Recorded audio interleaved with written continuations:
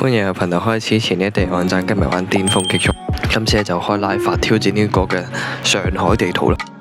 好，呢位嚟嘅直線加速先，踩到盡，再轉右。OK， 佢加速，哇！佢呢個位加速好爽嘅，但係佢上面嘅動力裝置係開到盡嘅。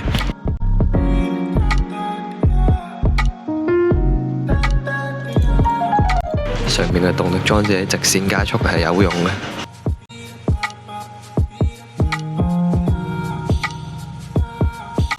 佢呢個位嚟直線加速，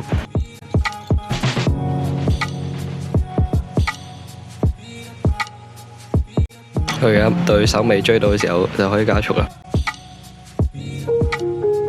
咁佢哋而家動力裝置仲有一半 ，OK， 再加埋佢。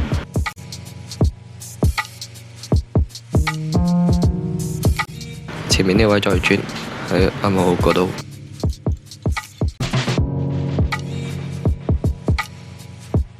呢度踩到250 ，OK， 呢度個彎，係啊，撞咗，好，再加速。好，呢度有部波子嘅 GT2 RS 追咗上嚟，咁睇下邊個快啲呢一 part。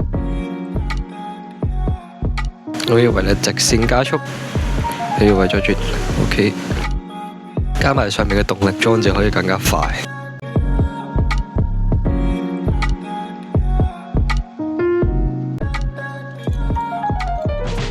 好，前面就快到終點啦。